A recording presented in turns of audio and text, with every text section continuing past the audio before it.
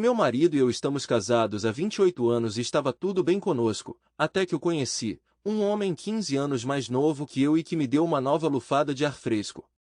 Fiquei feliz por um momento, mas as consequências que tive que enfrentar foram um verdadeiro horror. Eu tinha planejado chegar cedo ao escritório do advogado, mas quando meu advogado e eu fomos levados à sala de conferências, fiquei surpreso ao encontrar Patrick e seu advogado já lá. A familiar pontada de ciúme me atingiu quando observei interagindo com a mulher atraente. No fundo, sempre me senti um pouco inferior a ele. Aos 48 anos, ele foi um partido impressionante. Bonito, alto, musculoso, empresário de sucesso e chefe da Câmara de Comércio local. A ideia de que hoje poderia selar o fim de sentir seus braços reconfortantes me aterrorizou. Patrick mal me reconheceu quando segui meu advogado para dentro da sala. Meu rosto ficou pálido quando a advogada ruiva estendeu a mão para tranquilizar Patrick, interpretando isso como um sinal para se livrar da situação para que ela pudesse encerrar seu relacionamento profissional e talvez explorar um mais pessoal. Patrick sorriu, mas seu olhar para mim era neutro, deixando-me frustrado por sua determinação de não iniciar nenhuma conversa. Quando a reunião começou, meu advogado conversou com o advogado ruivo e sentei-me em frente a Patrick. Ele pegou uma pasta, abriu-a e apresentou um roteiro de 2 páginas. Patrick, com seu laptop e alto-falantes, parecia preparado, mas neutro. Eu havia passado dias me preparando para essa reunião e sabia de cor meu roteiro. O rosto familiar de Patrick não demonstrava emoção, nem raiva, nem ódio, nem tristeza. Eu esperava uma reunião privada, mas Patrick insistiu na presença de advogados. Durante a hora seguinte, eu estava determinado a suportar minha alma e esperava fazer Patrick reconhecer sua contribuição para o colapso de nosso casamento de 28 anos. Fiquei frustrado por não podermos ter uma conversa privada, mas insistir nos pontos negativos não ajudaria. Meu advogado ajustou o cronômetro da cozinha e, enquanto ele batia alto, a sala ficou em silêncio. Olhei para minhas anotações e cruzei os dedos. Decidi começar admitindo meu erro e assumindo total responsabilidade, com o objetivo de apelar às emoções de Patrick. Eu queria reparar seu ego, sugerindo sutilmente que ele desempenhou um papel na justificação de meu comportamento inadequado. Agradeci a Patrick por concordar em me encontrar e confessei meu egocentrismo. Eu acreditava que Patrick queria me perdoar, mas precisava de um motivo. Todo o meu discurso teve como objetivo fornecer essa justificativa, principalmente porque as crianças não estavam presentes. Enquanto falava, observei a reação de Patrick, mas, para minha surpresa, ele permaneceu neutro, marcando calmamente uma marca ao lado da primeira frase de suas anotações. Minha confiança vacilou quando percebi que talvez não o tivesse surpreendido, esquecendo que nossa história compartilhada lhe permitia antecipar meus argumentos tanto quanto eu pensava que o conhecia. Devo confessar que fiquei surpreso e precisei manter a explicação que preparei. Como disse a Patrick, tudo isso foi resultado de minhas próprias escolhas tolas e egoístas. Eu me sentia perdido, sem filhos e lutando contra sentimentos de envelhecimento e falta de atratividade. Scott entrou em cena enquanto nós dois estávamos envolvidos em um comitê da igreja. Ele era charmoso e claramente hábil na arte da sedução, sabendo exatamente como manipular as emoções. Ele começou se passando por um amigo solidário, oferecendo-se para ouvir meus problemas após as reuniões da igreja. Isso começou no ano passado, quando você estava ausente com frequência. Um dia, ele sugeriu tomar um café depois da reunião da igreja e, ingenuamente, concordei. Nesse ponto, tudo parecia inocente e ele parecia ser um bom amigo. Mal sabia eu que ele era perito em quebrar as defesas de uma mulher. As reuniões de café progrediram gradualmente para restaurantes mais luxuosos, onde ele compartilhava suas queixas sobre seu casamento. Admito que é um clichê, mas a essa altura já havia depositado minha confiança nele. Os restaurantes tornaram-se cada vez mais sofisticados e os presentes que ele me concedeu tornaram-se mais atraentes. Patrick, você não acreditaria no impulso que isso dá a uma mulher quando um homem 15 anos mais novo tenta conquistá-la. Orgulhosamente, contei a Patrick que, há 4 meses, Scott me propôs dormir com ele, mas recusei firmemente. Porém, não interrompi o contato com ele, apesar de conhecer suas intenções. Eu me tornei um tanto dependente do aumento de confiança que ele proporcionou. Fiz uma pausa, funguei e enxuguei os olhos com o dedo manchado de cebola, sentindo a ardência. Um olho lacrimejante parecia suficiente. Hesitei, gaguejei e vacilei, expressando minha vergonha. Admiti que deveria ter encerrado as coisas, especialmente quando suas intenções eram claras. Reconheci que meu ego e minha confiança se tornaram dependentes de seu complexo. Contei então um incidente lamentável em que, sob a influência do álcool, Scott me beijou na entrada da garagem. Eu estava bêbado demais para resistir e, preocupado com os vizinhos, fiz com que ele entrasse abrindo a porta da garagem. Os detalhes a seguir, envolvendo um quarto vago e minhas ações, são uma fonte de profunda vergonha para mim. Carregarei o peso desse erro até meu último suspiro. Eu permiti que ele fizesse o que quisesse e sinto muito, Patrick. O único consolo que tenho é que fui coerente o suficiente para convencê-lo a usar camisinha depois de Scott. Caim. Acredito que nós dois adormecemos. Eu, por intoxicação, e ele, talvez por cansaço após meses de perseguição. Eu não teria feito isso se não estivesse embriagado e deprimido. Quando acordei, a vergonha me atingiu com força. Sua entrada na sala, acendendo a luz, e a dor em seu rosto me esmagaram. Entendi o imenso dano que causei a você e a nós com um único erro. Lágrimas escorreram dos meus olhos enquanto eu implorava ao meu marido. Apesar de uma vida inteira juntos, não consegui decifrar sua expressão. Ele permaneceu neutro, absorto em seu laptop. Para minha surpresa, ele reproduziu um clipe de áudio na tela. Era minha voz, expressando desdém pelo seu hálito de cerveja. A sala ficou em silêncio, dominada pela revelação embaraçosa. A humilhação de ser flagrada com Scott por você parecia trivial comparada à enorme mentira que eu vinha vivendo. Agarrei-me a um roteiro preparado, tentando desesperadamente salvar a situação. O advogado de Patrick exibiu um leve sorriso, enquanto o meu parecia envergonhado. Patrick olhou para mim, sua expressão inescrutável. Nunca me ocorreu questionar por que ele tinha um gravador de áudio. O silêncio se prolongou e eu me atrapalhei com o meu discurso preparado, alegando que foi um erro único. Mas então Patrick clicou novamente, revelando a verdade com minhas próprias palavras. Toda a fachada desmoronou em apenas 30 palavras, não mais um erro ocasional de bêbado, mas uma mentira calculada. Fiquei sem palavras, procurando desesperadamente por qualquer sinal no olhar de Patrick. O cronômetro enfatizou a rápida passagem dos 60 minutos que eu havia tentado salvar nosso casamento, e ficou claro que a tentativa havia falhado espetacularmente. Em pânico, pedi desculpas pela mentira inicial, admitindo que não era a primeira vez. Achei que convencê-lo de que foi um incidente singular o pouparia de mais sofrimento. Eu estava errado e sinto muito. Eu não ficaria tão magoado se pudesse permanecer em silêncio. Mas agora parece que tenho que confessar que namorei Scott várias vezes por semana durante mais de 6 meses, sem o conhecimento de Patrick. O problema era que eu não sabia a extensão do conhecimento de Patrick. Ele gravou conversas, indicando que a noite em que pegou Scott e eu não foi o único caso. Senti o peso da situação, percebendo que mais uma mentira poderia acabar com tudo. Então, Juliana, é hora de ser vaga, evitar detalhes e se ater aos fatos. Scott me seduziu e demorou um pouco.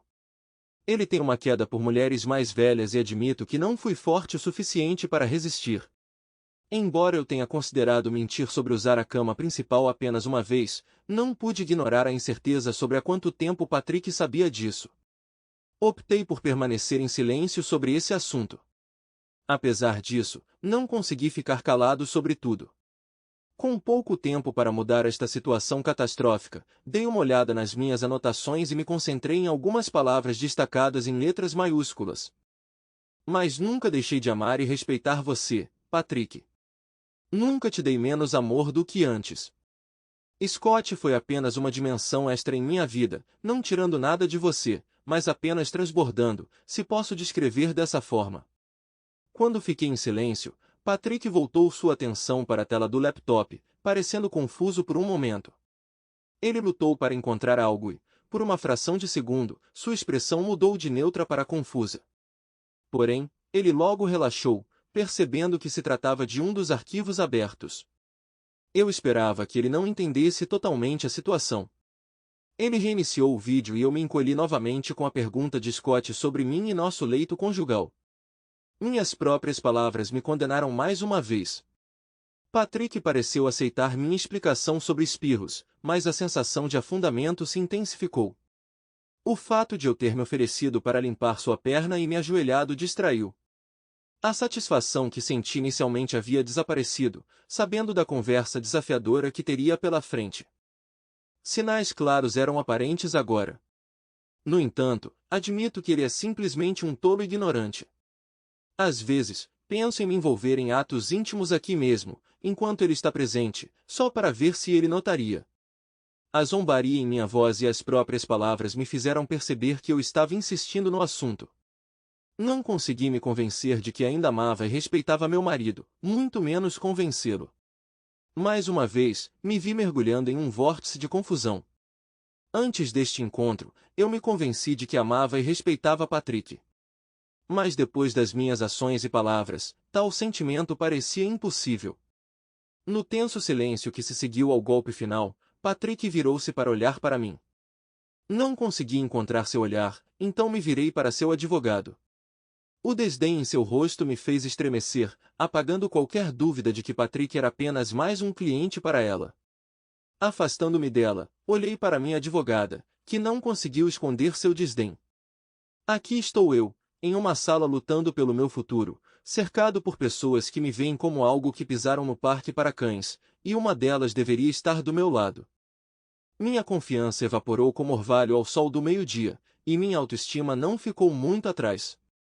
Talvez seja por isso que revi minhas anotações e decidi assumir uma postura ofensiva. Observei a Patrick que, nos últimos 6 meses, ele vinha me prestando menos atenção, me dando valor, fazendo viagens de negócios com mais frequência e aparentemente se distanciando no momento em que nossos filhos saíam de casa e eu me sentia perdida. Ele nunca esteve lá quando eu precisei dele, não me garantiu que eu não era tão velha e pouco atraente quanto me senti e falhou em oferecer conforto quando eu mais precisei. Fiz uma pausa e a atenção de Patrick voltou para a tela, os dedos dançando novamente. Eu me encolhi quando ele abriu um arquivo logo após nosso infeliz segundo turno, pouco antes de Patrick terminar nosso relacionamento.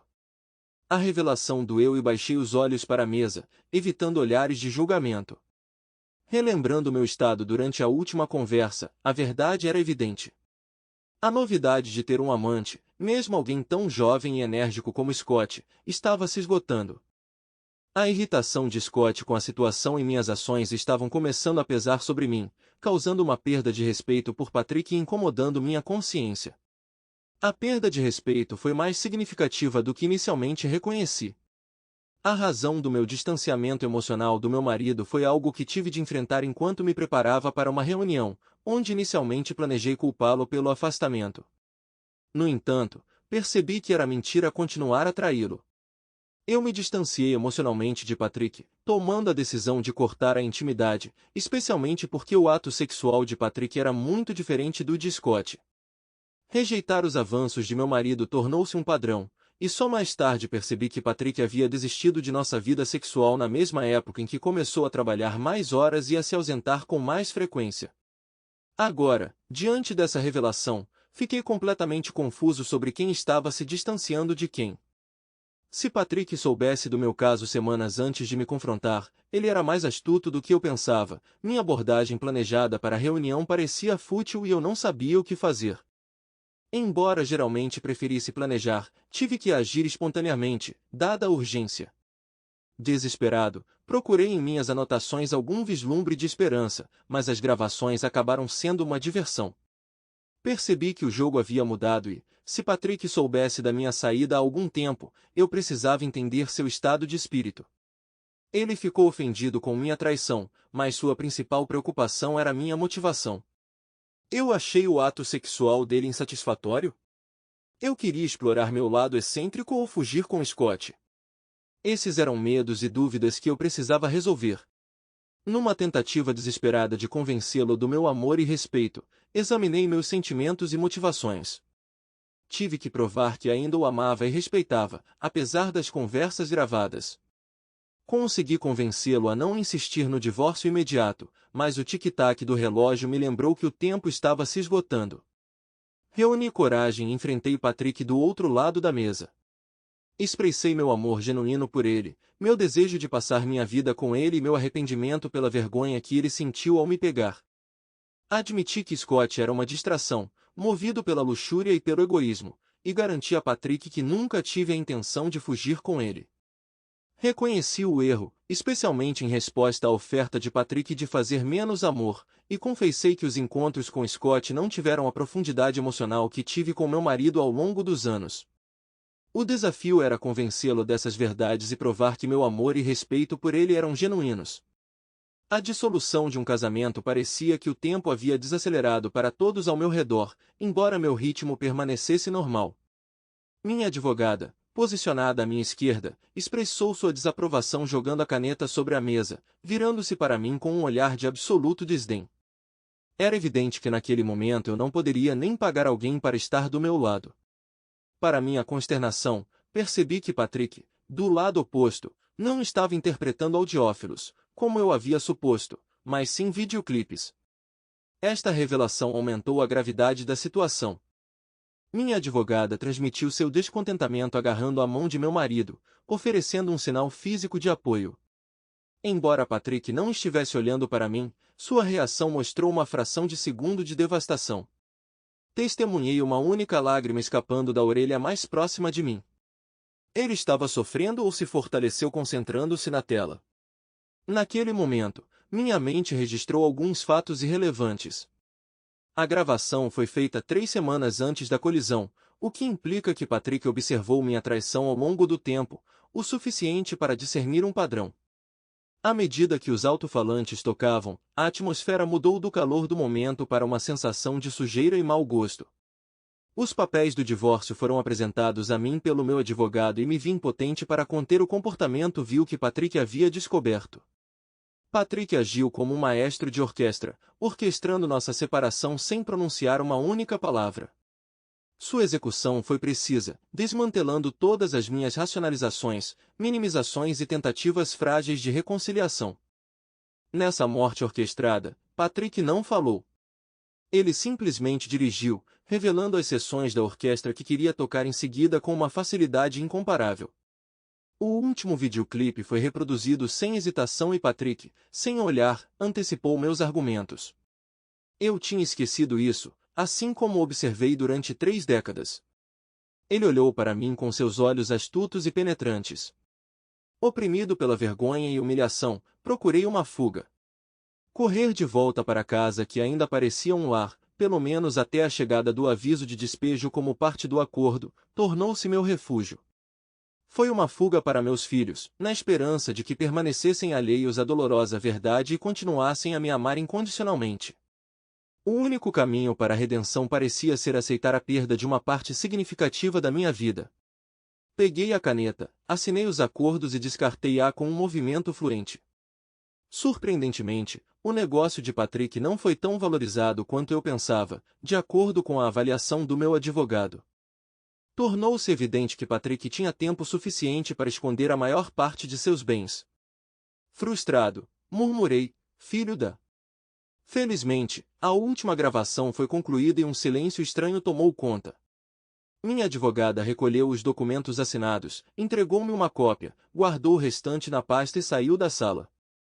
Fiquei ali sentado, sentindo-me congelado, dividido entre o desejo de fugir e a esperança de partir com uma mensagem positiva que pudesse sugerir um potencial reacendimento da chama. Querendo transmitir que ainda me preocupava com o bem-estar de Patrick, demorei-me, mas o som abrupto de um despertador me estimulou a agir. Ao me levantar, pronunciei minha frase otimista e percebi que o chacal agora apertava a mão de Patrick com firmeza. Implorei a ele que não arruinasse sua vida buscando vingança contra Scott e acabando na prisão. A possibilidade de nunca me perdoar por tal resultado era grande. Patrick respondeu compartilhando outro vídeo perturbador, felizmente não apresentando a minha voz, mas a de outra mulher com um tom agudo, quase estridente. A menção ao destino de Scott, divorciado e sem um tostão, parecia adequada para o golpista. O peso na minha consciência se intensificou, percebendo a gravidade do que ele havia suportado por causa das minhas ações. Eu não suportava olhar no rosto de Patrick, sem saber se ele estava sem expressão, rindo ou chorando, tudo doía. Ao me preparar para sair, despedindo-me dele com lágrimas nos olhos, reconheci que merecia tudo que ele jogou em mim. Minha débil tentativa de me apegar à minha antiga vida foi descartada como um besouro pestilento. Talvez minha filha Mega me visitasse enquanto eu afogava minhas mágoas no esquecimento, e se não ela, então talvez meu filho Joel. Quando comecei a empurrar a porta, vozes atrás de mim chamaram minha atenção. Outro disco tocou com uma voz masculina jovem e animada me chamando de trapaceiro. Uma voz feminina familiar, sem dúvida minha filha, interveio, questionando a acusação. Saí da sala, me perguntando se Mega ou Joel estariam lá para mim. O futuro parecia sombrio enquanto eu pensava em beber sozinho.